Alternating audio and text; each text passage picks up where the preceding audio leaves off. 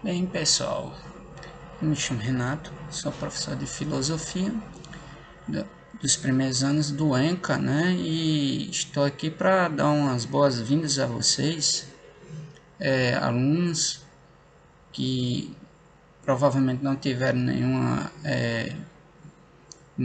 disciplina parecida com isso. E nesse caso nós iremos estudar um pouco sobre o que é filosofia, do que se trata a filosofia, qual o objeto a ser estudado pela filosofia e fazemos considerações um pouco sobre o conteúdo que nós iremos estudar, né? A primeira coisa que posso dizer sobre filosofia é que uma das definições que geralmente damos é o estudo sobre os mecanismos lógicos e reflexivos sobre o pensar racional de cada ser humano, certo? Isso isso é ligado muito ao questionamento que nós fazemos à medida em que temos um filósofo em potencial em cada um de nós. E o que é um filósofo em potencial? É aquele que questiona, muitas vezes não aceitam as verdades tal qual impostas, né? E o seu objeto, no caso, é a análise do que é possível de ser conhecido e o que não é possível de ser conhecido. Também pode-se dizer que a filosofia, por amar a verdade e pelo amor à sabedoria, é uma busca eterna de conhecimento. Essa busca eterna de conhecimento também é uma busca eterna de verdade, de tentar entender como é que os mecanismos de pensamento são avaliados, são interpretados conforme as informações nos chegam, seja por via racionais ou uma mescla entre racionais, sensitivas e também pela experiência. Nosso curso ele vai ser, principalmente para os primeiros anos, ele vai trabalhar sobre o que é o mito, né? A ideia do mito, que é o que nós chamamos de um conhecimento prévio, muito ligado à religião grega principalmente. Os mitos tinham uma função não só de moral, mas também uma função de conhecimento na época que podemos estabelecer. O mito com seus heróis, representado por Hércules, pelo pai dos deuses, Zeus, pela deusa da beleza Afrodite, né?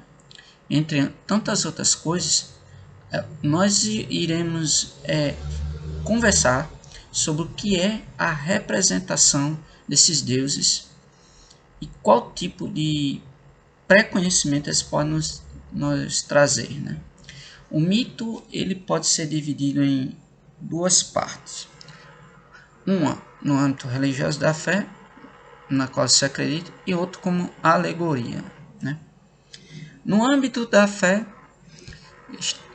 estabelecemos que os deuses fizeram parte dessa sociedade, deu o arcabouço existencial, podemos assim dizer, para o povo grego, certo? Como diz o Miguel Reale, os mitos são a forma de representação de uma sociedade que também é uma forma de representação do seu pensamento, porque o mito também representa um aspecto moral, como a gente já mencionou anteriormente. Essa moralidade muito se dá através da narrativa dos Aedes e Rapsódios. Heródoto e Homero, principalmente Homero, um dos maiores narradores gregos, foram os principais por falar dos mitos, né? Quem já teve contato, por exemplo, com os livros de A Odisseia ou Troia, né? vai ter uma clara referência sobre esses mitos, Aquiles, Zeus. Os mitos representam, diferente do cristianismo, uma, uma aproximação com os seres humanos. Ele não está descolado como no cristianismo, em que Deus é a perfeição. Deus não representaria uma relação de vícios em que existe os vícios que nós falamos são os vícios morais, como a traição, a inveja, o rancor, o ódio, coisas desse tipo, que é muito característico da relação entre os mitos gregos e os seres humanos, e a sociedade grega em geral, né? Cada mito, diferentemente, representava um aspecto da natureza. Tem Ios, né, que é um deus dos ventos. Temos Apolo, deus do sol. Né? Temos Zeus, o pai dos raios. Né? Também temos Poseidon, pai dos oceanos. Hades, pai do que seria o pai do inferno, né? Dos gregos, que é muito diferente ainda do nosso inferno cristão, né? Essa é uma das características que nós vamos estabelecer. Outra é falando sobre isso, sobre como é esse processo de filosofia, como é que nós, seres humanos, começamos a falar baseado nesses princípios míticos, né? O mito nos fala muito sobre nós e sobre nossa sociedade, mas a característica de filosofar nada mais é do que uma característica muito particular do ser humano, principalmente que não se encontra em nenhuma parte a não ser na Grécia. A Grécia é o berço da filosofia e nos legou a herança a herança ocidental, né? Se nós temos, por exemplo, conhecimentos de matemática, astronomia, um conhecimento sobre física, né? Um conhecimento sobre a linguagem e tudo mais, nós devemos aos gregos. Unicamente através deles é que nós temos essa nossa relação entre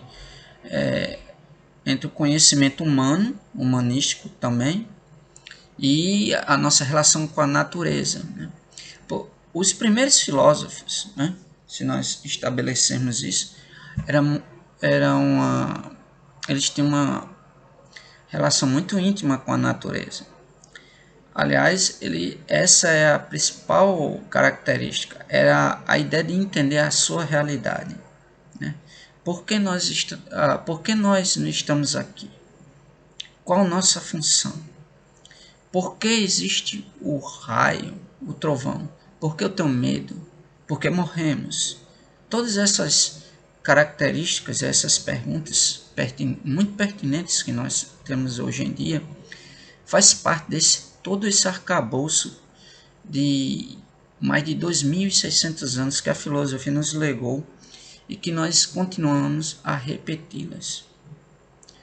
A análise do nosso mundo é a análise dos fenômenos, e os filósofos gregos principais, né, nos seus primórdios, que nós chamamos pré-socráticos. Por quê? Porque vieram antes de Sócrates, tem essa característica principal de tentar entender os fenômenos. Não chegarei ainda em Sócrates, porque gostaria muito de explorar essa parte dos filósofos pré-socráticos. Podemos só citar alguns deles, como Tales, né, vindo de Mileto, Anaxágoras, Anaximandro, Heráclito, entre tantos outros filósofos que dispuseram e proporam uma investigação sobre os fenômenos naturais e tentando entender o princípio, o arqué, né? Que é o nome dado ao princípio de todas as coisas. O que é que une todas as coisas em um termo único, né? Essa busca de princípio é o principal. Essa busca de princípio é a meta do filósofo pré-socrático. Tentar entender o mundo a partir de um princípio que explique todos os fenômenos, por mais diversos que sejam, e que tenham a principal característica de nos tornarmos o que somos, né? Ainda essa busca de conhecer o mundo também é uma busca, se nós formos remeter aos pré-socráticos, de uma busca pela, essa reflexão filosófica. Nós passamos pela reflexão filosófica, né? Sempre. O conhecimento como um todo, mesmo científico, apesar de que negue esta parte, ela é uma busca filosófica por respostas.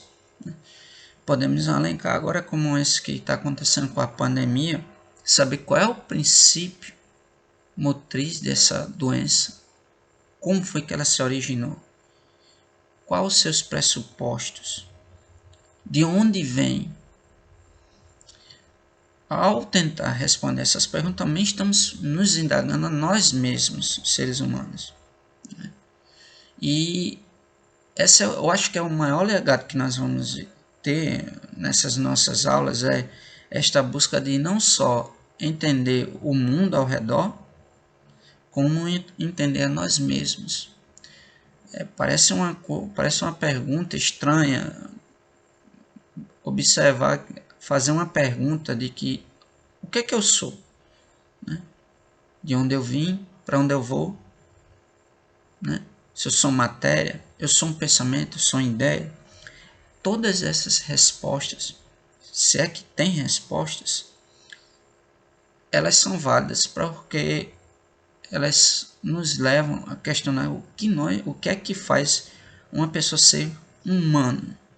Ser humano não é simplesmente eu habitar um mundo em que tem um nome, uma RG, um CPF, que trabalhe, que ame, que nasça, que cresça, envelheça e morra.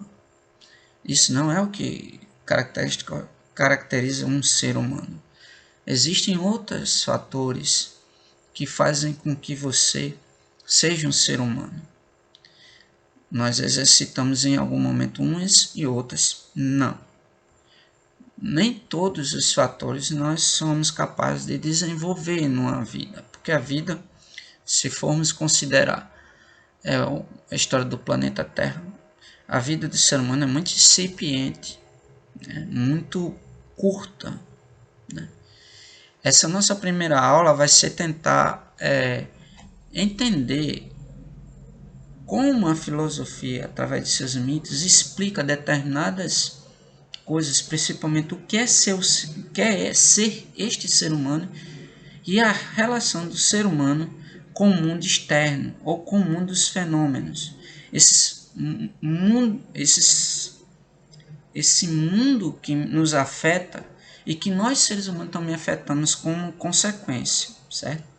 Essa será a nossa primeira aula e eu acho que para os primeiros anos nós vamos trabalhar muito sobre isso.